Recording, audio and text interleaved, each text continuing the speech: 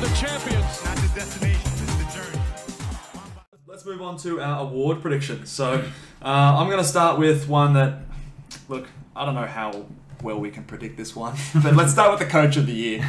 I'll throw out a nomination and see what you guys think. Monty Williams for the Suns. I think they're coming from out of the playoffs. They had that big run. He's sort of going to get a bit of credit for that end of the bubble, and it's going to flow on into this year. Yeah. Do you guys have someone different for Coach of the Year? I do. I've got Eric Spoelstra. Yeah. I reckon he got a lot of praise. It's kind of like the storylines building up into it. He's like, played so well in the playoffs. He's the best coach. They did some surveys recently as well. Yeah. And everyone voted for Eric Spoelstra for best coach in 3 different categories as well, in terms of like playoff changes and then defense tactic. He was like just a front runner for everything. Yeah. So I think just there's the storylines there for him. If Miami Heat do actually end up winning, they will have to be a 2nd or 3rd seed really to push him over the edge. They might coast though. They might sort of chill. Yeah, that's the downside to it. Yeah, I there's a world I can imagine where they do coast a bit and he wouldn't win it. Yeah. But I can see the storyline set for him to just kind of take it. Yeah. And I think that they can do a 2nd and 3rd seed, but they'd have to actually try pretty hard in the regular season. I don't hate it. Do you guys have someone different? I have the same as well. I'd Spo. Okay, I got Monty. Okay, so we've got 2 coaches basically, Monty Williams and Eric Spoelstra.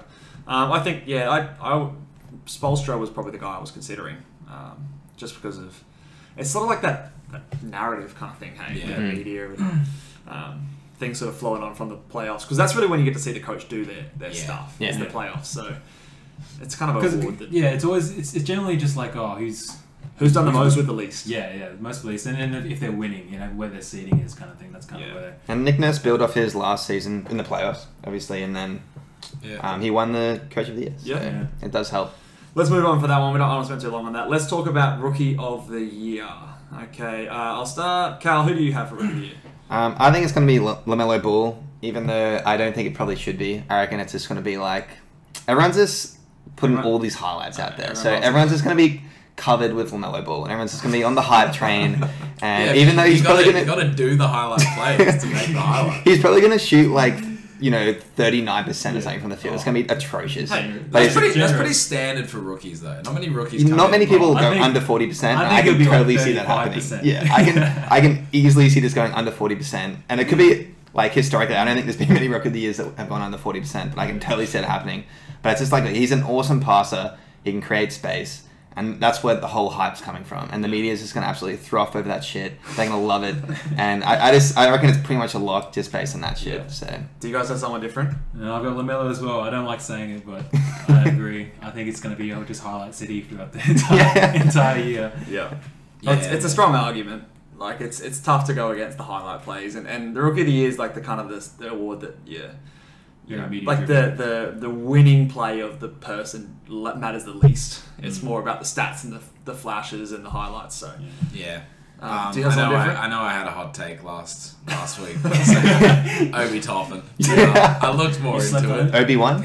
No? I think I'll give a shout out to Tyrese Halliburton. I don't know how many minutes he's getting in that congested backcourt of the Kings, but LaMelo seems to be the only rookie that's really gotten looks like he's going to have a big role. Yeah, good the situation. others haven't landed in the best situation to put up huge stats. Hear me on this, guys. Killian Hayes. He's landed in a good position. He'll start. He'll get minutes, opportunities. Starting day one. The Detroit Pistons are trash. Blake Griffin's coming back. They're awful. So he's going to get a lot of the ball, a lot of usage. He's going to put up some stats. Look, if I was a betting man, if I was putting money on this, I'd probably put on LaMelo Ball. But I can see Killian Hayes walking away with this award just based on usage and because he's probably going to score more than someone like LaMelo. You reckon? Yeah, I think He's so. looked like he can't find a bucket in preseason. He's learning, mate. It's all good. It's all good. He'll find. I think he's a better defensive player than LaMelo Ball. Awards. Yeah, but he'll get steals. He'll get some stats there, and I think he's just. He won't have the oohs and ahs, but he's a more solid player. And if the media leans that way, there's an argument to be made. Look, I'm not saying that I'm predicting it, but I'm rooting for him. I think that's my underdog sort of shout.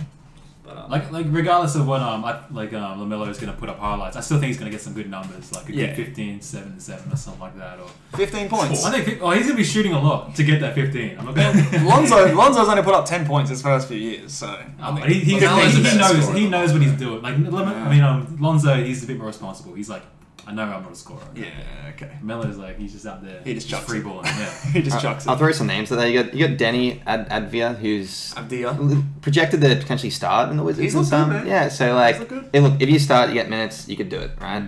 Devin Vassell from the Spurs, pick 11. He's been looking pretty good in preseason, dude. Spurs don't play rookies. No, but he's been playing pretty well in the preseason. You never look. You can't rule it out. I reckon.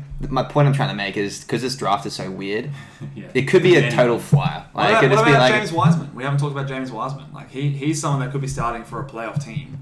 I mean, I think is it because he's in a playoff team that he's not going to get the stats these other guys going to get? I don't know if he gets the role in that offense to put up the stats he needs to. He could come out and get a lot of boards, a lot of blocks. You know, he might put up, get some easy 10 points a game. He's a chance for sure. And if the Golden State are winning off that'd be buffed up. They're like, the big starting center, he's giving them wins, like kind of thing. So the media would. I think the three would be Melo, Wiseman, and Killian Hayes. Personally, yeah, they should be top 3. No offense to Obi Toppin, but just don't see it happen. All right, let's move on to the next one. Let's talk about most improved player. I'll start with you this time, Jermaine. Who's your pick for most improved? I got Yusuf Nurkic. Yusuf Nurkic. That's a left field one. No, I think interesting. After the bubble, this dude was playing like Tim Duncan, man. He was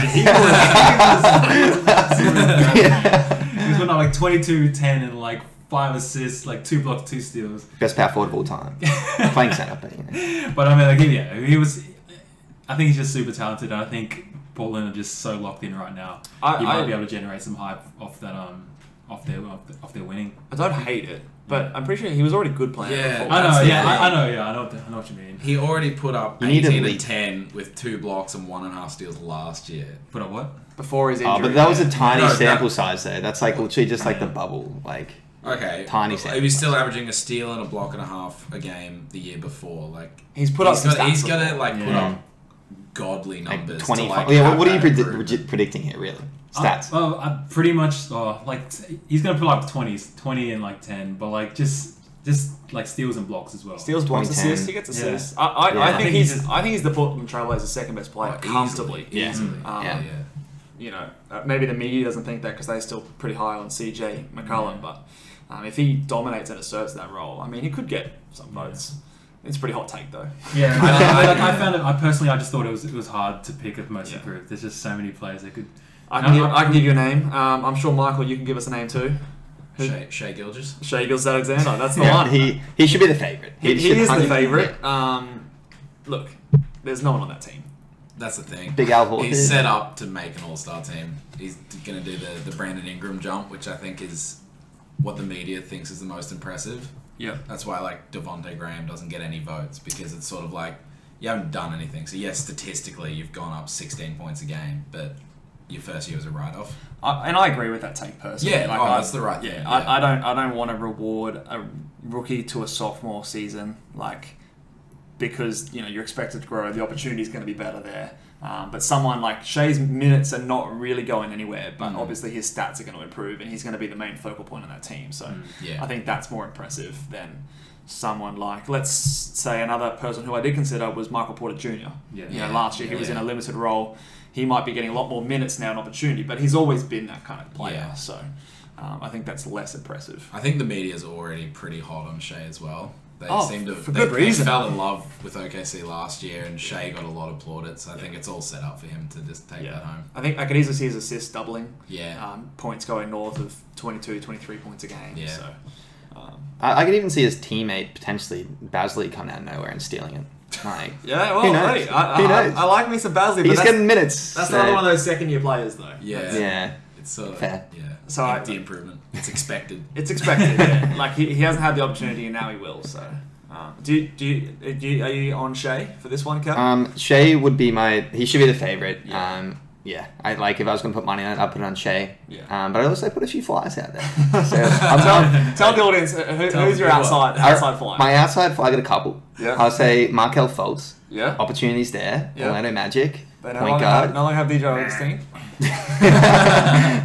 Look, it could be a winner. Like, maybe he starts averaging 25 points like he did in college. He did it in college. He can do it in the NBA. Who knows, bro? 25. This man's Bro, like he Steph would- Curry. Obviously, slight exaggeration, but he balled out in college. I don't know. Like, this team, he's Different going to lead players, it. man.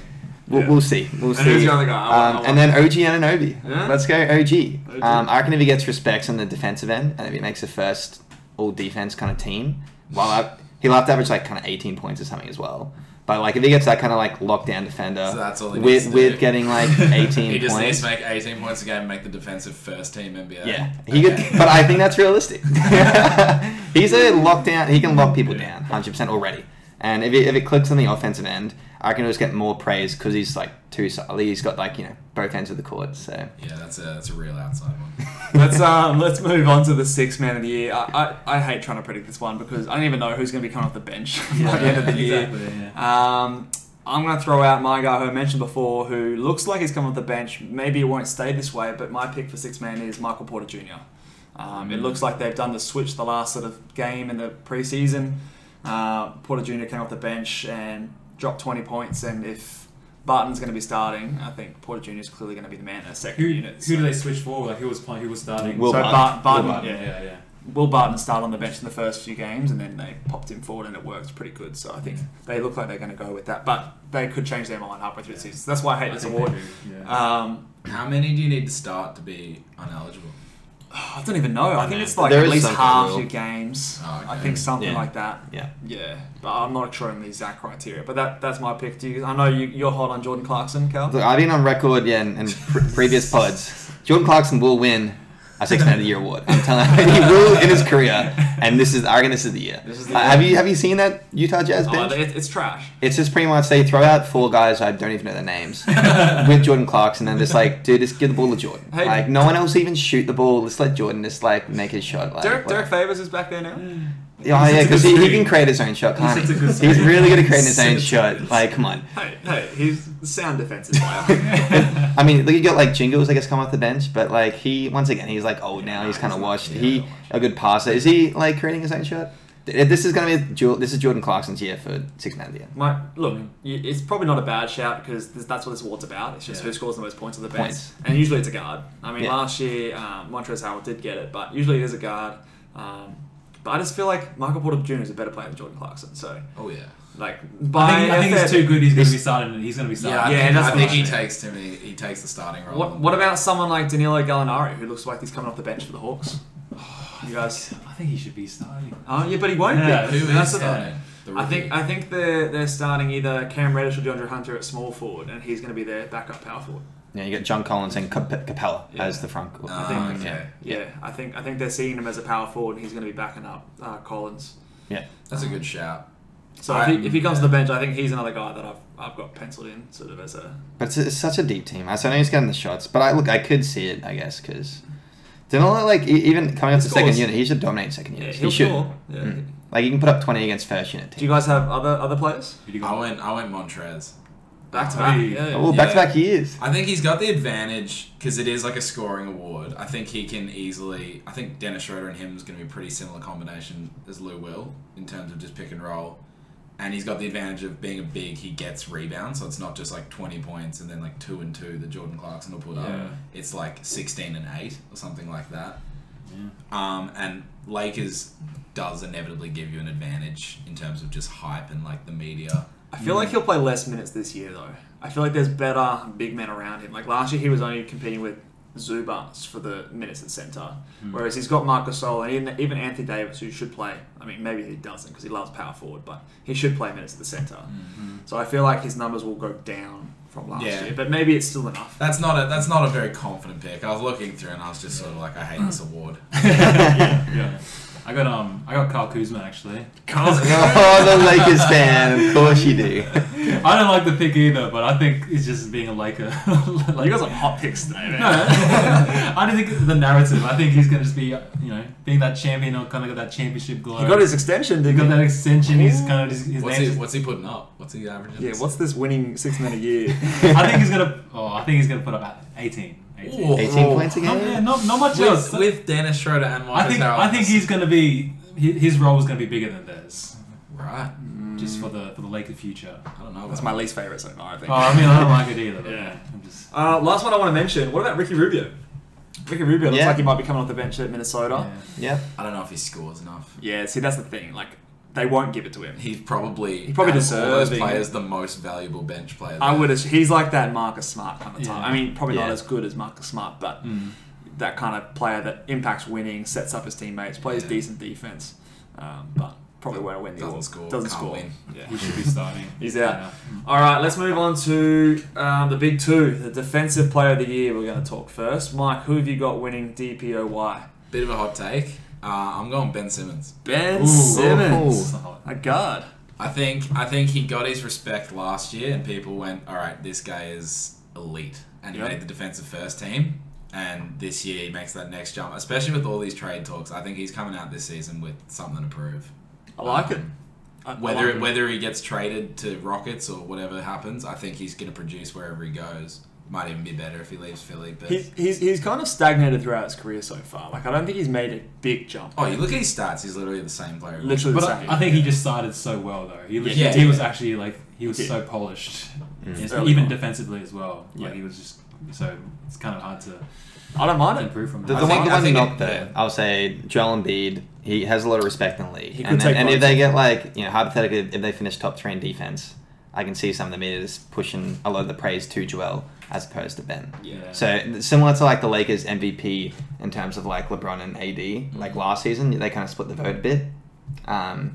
Similar, I reckon, with the defensive player of the year award. That's fair. That's a fair thing. But Ben Simmons got more of the credit last year. Like Joel wasn't really in the conversation for first team. Ben Simmons flew into it. Yeah. Yeah, but like it's hard to get that center spot though, like because Rudy usually people just lock him in because I mean you have to, and then you have Anthony Davis. It's a lot more competitive there. Yeah, I would agree. The stealing of votes maybe something goes against it, but I don't mind it. I think he's a great defender and he's definitely one of the top guard defenders in the league. So could see it under Doc Rivers. Who did you guys have, Cal? Anthony Davis. I think he probably should have won it this year. I mean, look, I gave Giannis the award, but looking in the playoffs, I was like, I think AD actually is a better defensive player. Yes. And from watching that, I was just kind of like, I think he probably should win it. So, and look, they still have that defensive-minded head coach. They got Wes Matthews as well. He's like, they still have their defensive players. Trez is a bit of a step down, but like Mark is a good team defender too. Like even though he's going to probably play 20 minutes a game, he's a great post defender. They still have I think the Lakers they've improved defensively this off season. So I think their numbers will reflect a bit better. I think that will bode well for Anthony Davis. He's my pick as well. Yeah, same here. You got Davis as well. Yeah. Okay. I think he's probably the favorite. I mean, I haven't looked at the odds or anything like that, but I'd say he would be the favorite. I don't think Giannis will win back-to-back years, just because of. I mean, maybe, who knows? I mean, he's a great defensive player. And I think he deserved it last year based on the regular season and their team record and the statistics. But, yeah, you're right. In those playoffs, like, it was clear the impact that Davis had on the defensive end. Just changing shots and altering the schemes and things. So, I think that's a good shout. Let's go on to our final award. I found this one really tough this year. I mean, it's the award, the MVP. It's, look, Giannis has won it 2 years in a row. I'll go out on a limb. I don't think they're going to give him to him 3 years in a row. He's so good. I mean, he's not my pick, but he's just so good. Has there been a 3-time? I don't think so. Did MJ ever win it 3 times in a row? I feel like because Clyde stole one off him. Yeah, I feel like I'm not sure if Clyde maybe Charles even Barkley stole. Karl Malone got one too. Maybe way back in the day, early sort of Celtics Lakers days, there might have been some back-to-back triple MVPs, but. I feel like it's just a tough thing to crack. So, Cal, who do you have winning the MVP next year? It was tough for me too. I'll be honest. I'm looking at the list and I'm like, I don't think it's Giannis because he's not going to win 3. The media just won't let him win 3. It's just like it's just boring too. The media want a bit of storyline. It's boring to have look Giannis again. So you could make the argument for Luka, who's one of the other favorites. But I don't think it's realistic for him to put up bigger stats in the regular season. Like he already pretty much averaged a 30-point triple. Pretty much about where they finished for Luka. Yeah, and that's what brings me to my point. It does depend on where they finish, but my pick is Steph Curry. I'm hoping that they'll have to be like a top 4 seed. Yep. And I think they have that potential. with their team. I don't hate but it. it has to be a home runner. Like I'm swinging for the fences a bit here because I just don't love the other picks. But there's a world I can see Steph Curry putting up 32 like he did in the 2015 season. Absolute green light. He's still got the cutters. Like you got Wiggins and Kelly, and I mean it's gonna be a different team. But he's so good. Like Steph Curry is so good, and people are gonna realize they'll be the media's gonna hype him up too. Yeah. So they miss him, so they're gonna they'll love him again. Who's your pick, Jermaine? I've got Anthony Davis. Yeah, I considered this one. Yeah, because I think he's going to be Defensive Player of the Year caliber. They're going to be winning games, so they're going to be up the top 2, 3 seed, maybe 1. Yep. And he's just going to be better. He's going to be better in every category. So to me, I thought this was kind of a lot easier than other contenders because I was thinking about Luka as well. I personally don't think they're going to finish top 4 seed, so I don't think that's going to be. You're not going to be able to win that MVP like that. But then I also consider Giannis as well because like it's so hard. He's going to average like 30, 14 rebounds or something. Yeah, I think he's going to be, if you just look at it on paper, the clear MVP. Yeah. Like they're going to be the 1 seed. He's going to put up ungodly numbers in the 29 minutes he plays. Exactly. Like his production's going to be exactly that for the next 5 years. Yeah. And they're just not going to give it. They're not going to give it to him. Yeah. Yeah. This is a prediction. We're predicting who will get it, not who we think should get it. I reckon Anthony Davis is going to win it. I don't mind it. I considered Anthony Davis. He was my like I had 3 guys I was considering. Surely LeBron would have steal too many votes. That's the thing. thing. Like LeBron's the face of the franchise. Yeah. And I'm worried that he'll get the credit no matter how good Anthony Davis is. Yeah. I think this is no, I'm not going to say. Are you saying LeBron's going to take a step back? No. I actually think he might. Like, he might be just in the